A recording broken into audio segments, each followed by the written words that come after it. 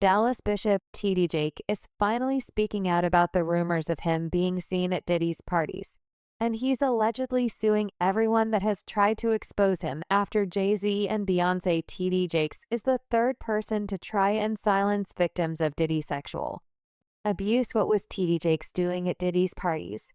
And what is his victim allegedly saying about him, not him? Not doing this good. Here we are. Grateful. Hang tight, sir. He was waiting to get the key to open the car. Okay. I'm grateful to y'all, all the people who prayed, all the people who texted, all the people who had prayer vigils, all the people who were concerned and sent love and sent notes. Just grateful. Thank you. Didn't have to turn out this way. Just grateful. Not afraid to die. Don't want to hurt my kids. The people who love me, the church who needs me, the world who called me, the God who sent me. Sometimes it just gotta be. On the 25th of November, Bishop T.D. Jake filed a defamation lawsuit against fellow pastor Dwayne Youngblood. Pastor Youngblood claimed that T.D. Jakes had tried to sexually assault him when he was just 18 years old, and had even tried to abuse him in the church during service. Youngblood allegedly had witnesses and phone records to back up his claims, and the things he was saying were horrifying. Since then, Bishop Jake has been named in a lawsuit in connection to Diddy, and even been mentioned by Cat Williams as being a file. Come on in, let's talk. You can't even imagine being 18, 19 years of age. This person is killing it, and they're saying to you, come on in, let's talk. And so I did. I went in. We sat down at a very long dining room table in a room that she had, and for 2 hours, it was unbelievable. Pouring of heart, crying, him talking about my father, we talking about these scenarios, and I inwardly just knew I had finally found someone who could get it, someone who understood. I'm sitting at this table, and for the first time talking to any man, I got tears coming down my face because somebody gets me. Somebody understood what I was going through. Well, after sitting there and having this long discourse with him, I finally look at my watch and I'm like, oh my goodness, I got to go. I got to get this car back to my mother. She's going to kill me. So I said to Bishop, I got to get up. And I got up from the table. He got up from the table. He walked around toward the way I had to exit quicker than I got over there. And when I started to walk past him, he pulled me to himself, wrapped his arms around me and tried to kiss me. And in that moment, I literally died. I could not, I tell you, to this day, I can't remember how I got out of that place. But I remember driving home with all kinds of crazy thoughts and what in the world am I going to do now? And I finally get home, get in the house, get in the bed. I'm going to try to go to sleep. And I get to sleep and get up in the morning. And in the morning, I step into our bathroom and my home phone rings. My mother answers the phone and she says to me, Wayne, it's Elder Jakes. And I get on that phone. And when I get on that telephone, I can hear water. He is sitting in a bathtub.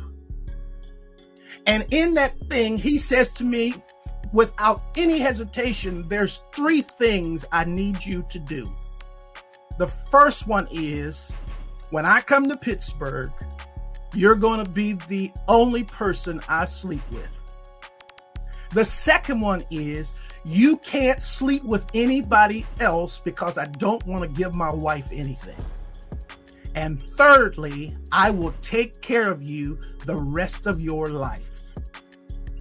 I can't to this day remember how I got off that phone, but I do know I made a decision that I wasn't going to the service that night.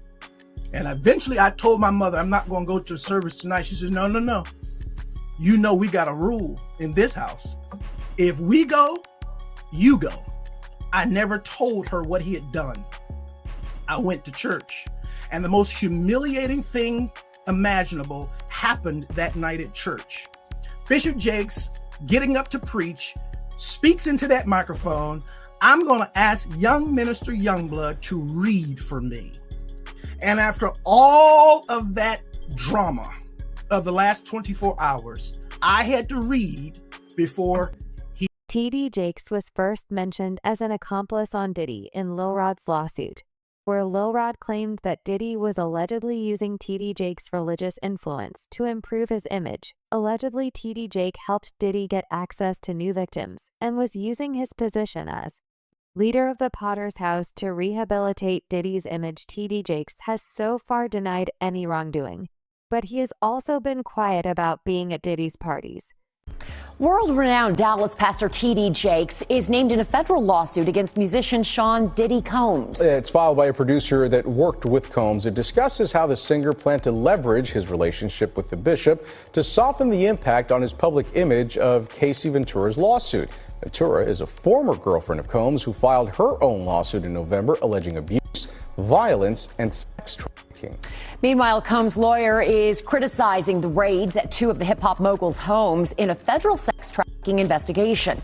He called them an unprecedented ambush. It comes as we're getting a new look inside Combs' L.A. house after the search by federal agents. Carter Evans has details about what the feds have uncovered so far. Guns, cell phones, and other electronics are among the items taken from the homes of music mogul Sean Diddy Combs, according to a source familiar with the search warrant performed by federal agents at his properties in Los Angeles and Miami.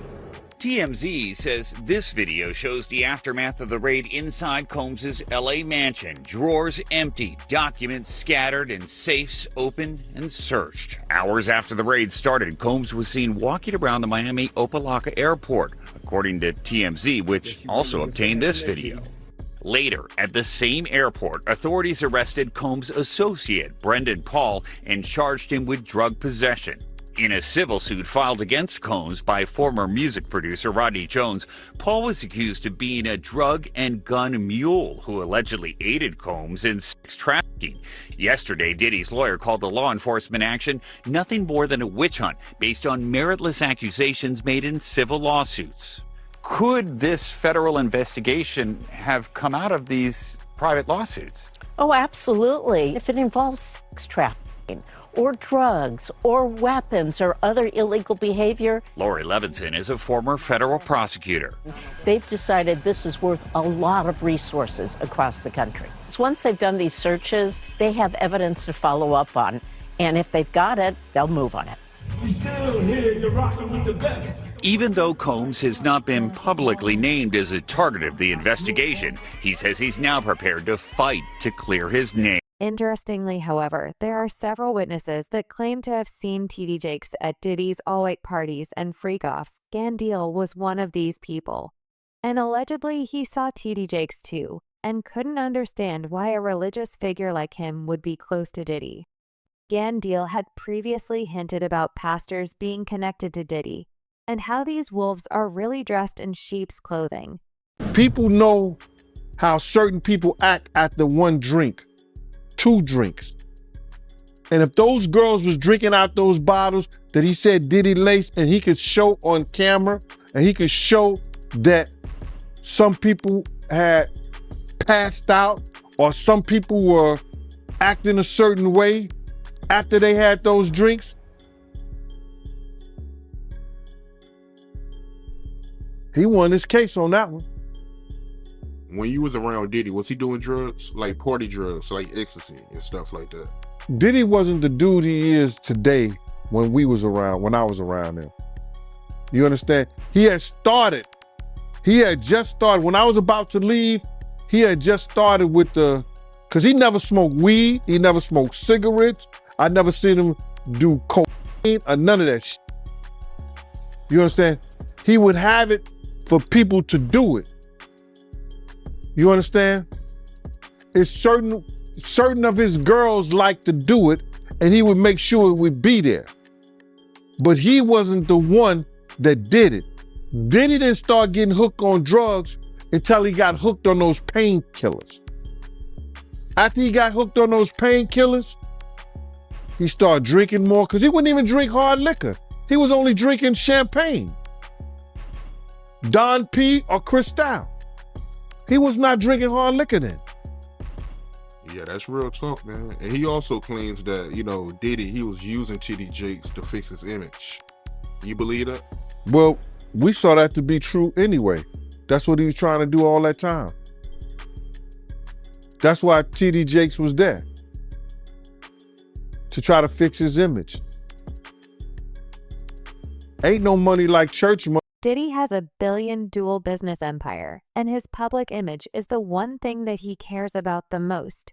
He donated millions of dollars in donations to Pastor T.D. Jakes' megachurch, and in return, T.D. Jakes was responsible for elevating his status in the eyes of the public. Since he was named in the lawsuit against Diddy, T.D. Jakes has almost had a heart attack on stage because of the stress. Sources close to him say that he is worried about being dragged into a legal mess because of the Diddy situation and doesn't want anything to get out.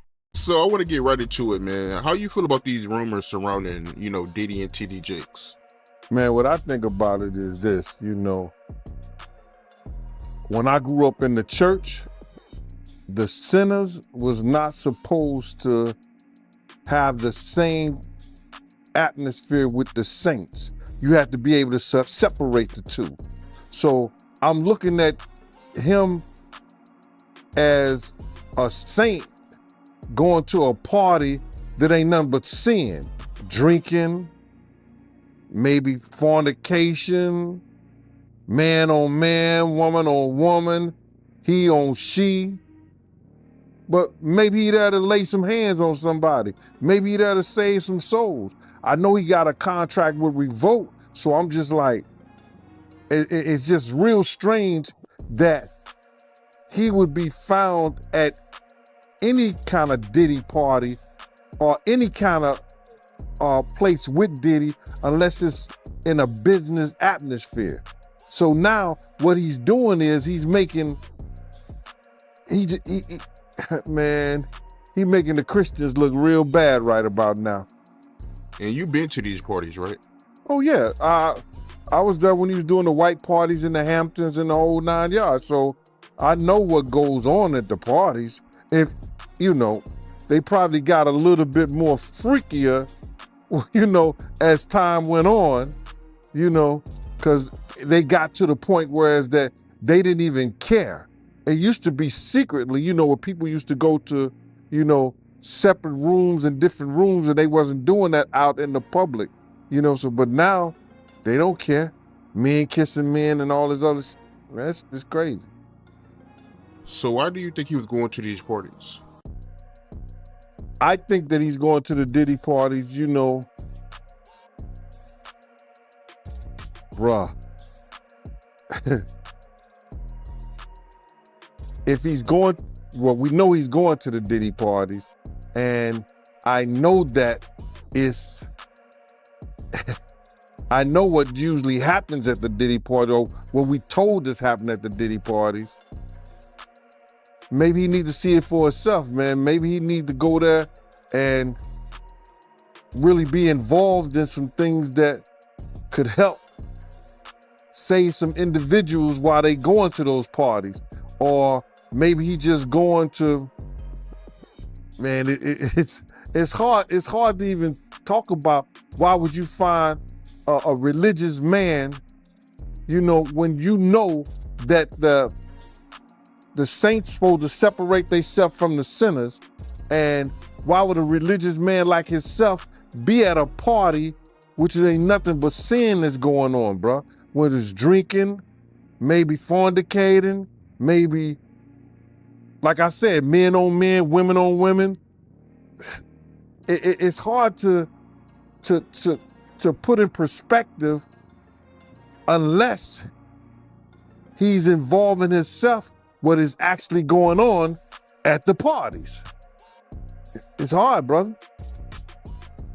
bruh, you know, you can't. I really don't know why. As a spiritual advisor to him, that they buddy while he got a party with him like that and be at his parties. It's got to be, maybe it's something more that meets the eye. There have been reports that a pastor has been seen on the tapes that were collected from the raids on Diddy's mansion in Miami. The feds haven't confirmed which pastor this really is, but if Gan Deal and alleged victims are to be believed, this person is actually TD Jakes. These tapes are the main reason that TD Jake is worried. He knows that if these tapes get out into the public, his career is going to be destroyed, and he could go to jail too. One of the people who are his celebrity friends is going to speak or say nothing until they're either contacted or they know what they really got. So you feel like they might be worried that they might be on tape at one of Diddy parties doing something they wasn't supposed to be doing? I think that the celebrities that may be worried is because what Lil Rob said. Lil Rob said in his affidavit that Diddy had every room taped and bugged. Diddy had, yo, bro, can you imagine? He had every room taped and bugged, and they found little bugs and little tape recorders. I mean, little those micro projectors or whatever like that, or video cameras. They found them in the house, bro. So by them having those things in the house, and people know there's drugs, there's alcohol, there's loose women, there's loose men,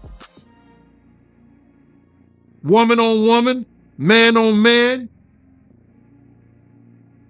all kind of crazy shit. Bruh, they just wondering who or when they're gonna let this stuff be known, if it's on video. Several lawyers have come forward with similar claims. And allegedly, the real reason why Diddy and the people around him were abyss minors wasn't even because of sexual desires. They claimed that for these abusers, it was more about having power on the people they were taking advantage of. TD Jakes' alleged victim tells the same story. According to him, TD Jakes made him feel used and powerless in front of the congregation, and even called him and told him that he owned him now. Why did you believe in these cases, and why didn't you believe in others that you were presented with? Well, the thing with a sexual abuser is they follow a pattern. They fall to type, and you become very clear on what that pattern is, particularly a serial sexual abuser. And these cases were all identical in the facts, identical in the story. It was beginning, middle, conclusion. They know each other? Boom. None of them knew each other. Did you have them meet? No. Did you have them coordinate stories? No, no. Do you think they had any contact with each other before they came to you? Absolutely not. And when you were talking to them, well, first, the ones that you didn't take, why not? Stories didn't make sense. Stories didn't fit the pattern. Stories were not credible. I mean, this is my 30th year as a lawyer. I've tried over 100 cases. I can assess whether somebody's story is credible. And if I don't believe it, I'm not going to put my name on a pleading, sign it, and file it in court. I'm not doing that. And that's what I did with the 60-plus cases that I rejected. And this is not really your area of expertise. If people look you up, celebrity lawsuits is not really where you make your bones. Why this? Well, I was involved in the Weinstein litigation. Right. I was involved in the Paducah litigation. I was involved in the Hayden litigation. Why did I do this? I do this because it's important. I think it's important for people to be heard, have their chance to get the power back. Because sexual abuse, sexual assault is about one thing: taking power, humiliating, demeaning a person and a victim. It has nothing to do with sex. And so I think it's important. I think it's important to get the word out. I think it's important for men to feel, hey, look, I can come out and be heard just like a woman could. And the defense that, look, they knew what they were getting into. These are regrets. They went there, they partied, and now they see a pocket. No, I don't think so. My client Were was... they gay men? One was bisexual, the other ones were not. And they were going there. The client who was bisexual worked for Diddy. Diddy owed him money for doing errands for him and being his step and fetch, for lack of a better word. And I think it was a power move. It was a clear power move because this guy had the nerve to come to him and say, "You owe me money." And so Diddy said, "Come on to the Intercontinental Hotel." He gives him the drug, knocks him out, sodomizes him. And I won't use the term that my client used, but I will. He said he tried to turn me into his B word. And I think it was a clear power move on each and every occasion. I think the ones that took place in the Park Hyatt, that wasn't partying. My client met him at a nightclub in the city here with a music producer. He didn't think he was getting into that. The man who was in the Hamptons, he thought he was going to a white party. Who wouldn't want to go to a white party? I would have gone to a white party back in the day. I wouldn't go now. But they went there innocently. And this is what TD Jakes might actually just be another pawn under Diddy's control. Diddy would invite celebrities and powerful figures to his parties, drug them, and then film them in compromising situations. Once he had this footage, he would use it to blackmail them and take advantage of them. It's possible that this is how Diddy managed to get a hold of TD Jake, and that TD Jakes was being controlled by the dirt Diddy had on him.